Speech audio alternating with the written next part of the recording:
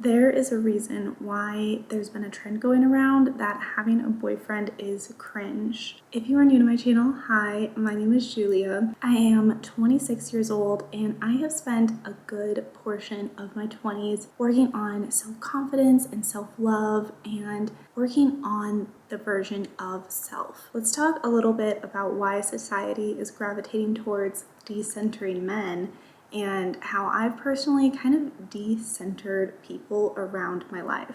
Now, this video is not going to be for everyone, but if you find yourself kind of internalizing people's opinions about anything or seeking validation from others, hopefully this can give you the groundwork to start breaking some bad mentalities and bad habits and start working on more self-confidence and self-love and being fully assured of yourself. As someone who was very reliant on others and was not confident enough to form her own thoughts and opinions, I found it very difficult to understand who I was outside of others.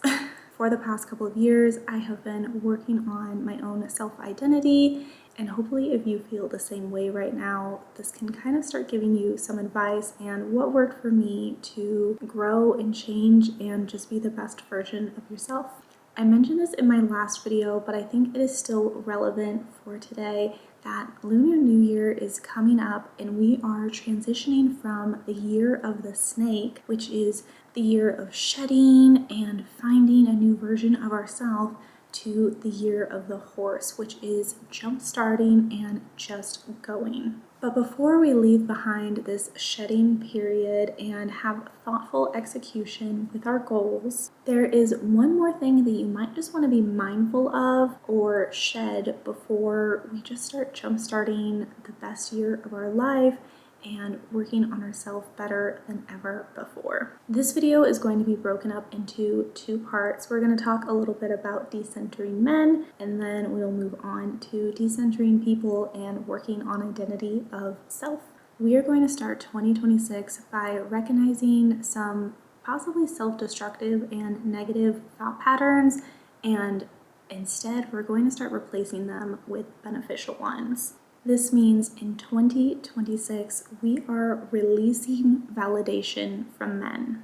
No amount of compliments from a man will ever be good enough if you do not feel confident with yourself. And of course, this can go both ways. As a female, I definitely can gravitate towards the opinions and validation of men, and that is never going to be enough for me.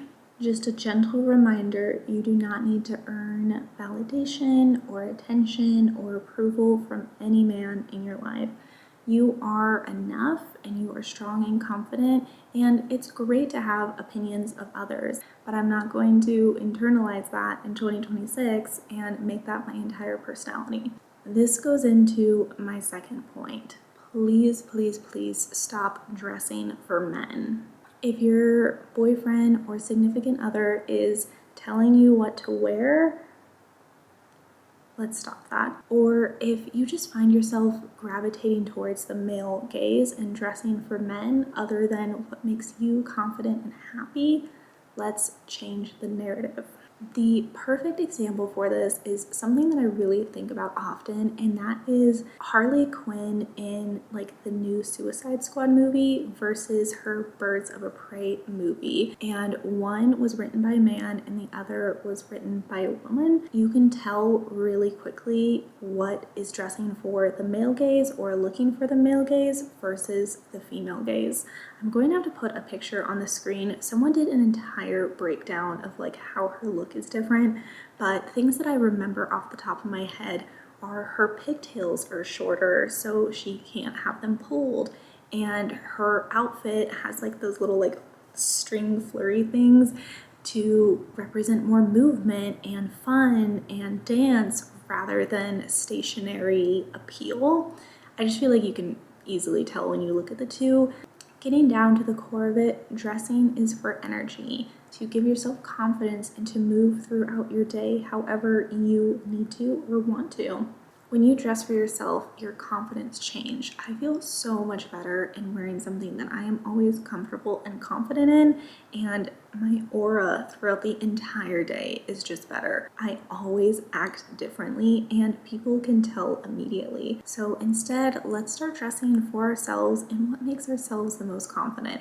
I think that this is like the perfect time to assess your wardrobe. Think about what clothes are no longer serving you, or maybe what clothes we bought because we saw other people with them, or because someone told you that that's what they like. Once you notice how much you're centering your life around men and take a step back from that, you might also notice how much you're centering your life around people. Now, I know this one might be a little controversial, and like I said, not everyone is going to understand centering their life around others, but I think we all can internalize others' opinions and thoughts and really make it our life, especially in the age of social media. You can see something online and feel that it is fact. Saying all this is not to say go run away and shut yourself in a cabin in the woods and be with yourself entirely. Relationships are important. Relationships with men are important, and relationships with friends and family are extremely important, and they do define yourself a lot. But that doesn't mean that you have to be defined by people. All of the people pleasers of the world can unite and feel this one a little bit. Let's talk a little bit about boundaries. Before I really identified myself and what I liked and my dislikes and who I was a deep people pleaser, to the point where I really didn't understand boundaries whatsoever. Everything was up to anyone else because I couldn't understand that for myself.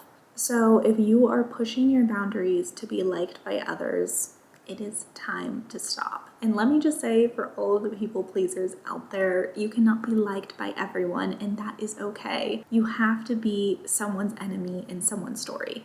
And that's not to say to go out and be the enemy of others. It's just to say that not everyone is going to perceive you as you, and that is okay. And I'm sure out there are people that don't like me for X, Y, and Z, and I can't control that. But what I can control is how I show up as myself and as authentically as possible. Breaking free of the boundaries of being a people pleaser, I also found myself being quiet when I shouldn't. That in social situations, especially around like group situations, I find myself doing that a lot. And especially on things or topics or something that I extremely disagree with, I'm not saying to go out and start having fights with people in group settings, but it's important to speak up for yourself as well. Stop with like the self-deprecating humor around others, because that's not doing anything for you. In fact, that's like doing the opposite. I know, because I do it too. There's a group situation that people are talking bad on someone and you don't agree or you know better. Don't stay quiet about stuff like that. It's important to have your own voice, but it's also important to realize the weight of your voice, and you do not always have to shout to get your point across. If you find yourself in situations that your boundaries are being pushed, maybe you set some New Year's resolutions to stop drinking and your friends want to go out to bar hopping all night. Is that a boundary that you want to push to be well liked because you like your friends, or is it something that we should start speaking up about? Any situation, it's important to voice that for yourself. And everybody knows that like post guilt of like, oh, I just did something that I shouldn't for myself because I was trying to please others. We're just going to stop that in this new year. We're going to create better boundaries for ourselves, and we're also going to speak up for ourselves and for others sometimes. Now, all this being said, relationships still are a give and a take. I'm not saying that every situation that you are going to be in, you're going to absolutely love, but showing up for people is still important. I heard this quote recently that I absolutely love, that if you want a village, you have to be a villager as well. This is all to say, like, don't just abandon people, like still show up for people and friends and family members and things that are important, because compromise does not mean self-abandonment. These can get like really cross sometimes, and sometimes we are so involved in the thing that we're doing that we really shut the world out. I always say that balance is important because it is. Everything in life is a give and take. Everything ebbs and flows. Just ensure that you are still creating healthy boundaries for yourselves in relationships without crossing lines. I've started to do a couple of solo diaries videos and taking you guys on journeys with myself and doing things that I've always wanted to do, or just being more confident alone in public. As I've started to do this, I realize how important it is to step away from needing people all the time. I was definitely someone who couldn't go out in public without having someone else. I wouldn't go shopping alone. I wouldn't go eat alone. And as this journey has started, it's made me realize that I was very centered and reliant on others. I needed someone to be there for myself. So if you are waiting for someone to do something with, or if you have a place that you really want to go but you're scared to go alone, remind yourself that like this highest version of yourself would be able to do this, because my highest version of myself would not be waiting around for someone else to tell me when they're available or when they can start doing something. This also goes into the idea of like interests. We gravitate towards interests that our friends and our family mention or anything like that, but you can also be your own trend starter. Sometimes that like confident boost of doing something for yourself can really reflect on others. They might see you doing this new thing or this cool thing, think, wow, like I can start doing the thing that I've always wanted to do because they gave me the confidence. As we break these thought patterns and start to recognize what we are internalizing, ensure that you are not internalizing others' opinions. If people are telling you things about yourself that you feel are untrue, let it roll off. It is not you, and you do not have to internalize it, because once you do, that like plants the seed and suddenly it sprouts and becomes the thing that someone else said. Have the confidence in your own opinions to not only, like I said, speak up if something is wrong, but not internalize what other people are thinking. And you can still be there for someone emotionally without having to internalize their feelings. So instead of 2026 being the year of centering yourself around men or around relationships or around people and their thoughts and opinions and patterns, this year we are recentering our life in our own intuition, our own values, and like I've said time and time again, your own idea of self. I will always mention in these types of videos, but growth is slow and very gradual. This is not something that you are going to wake up tomorrow and just suddenly be self-confident, self-reliant.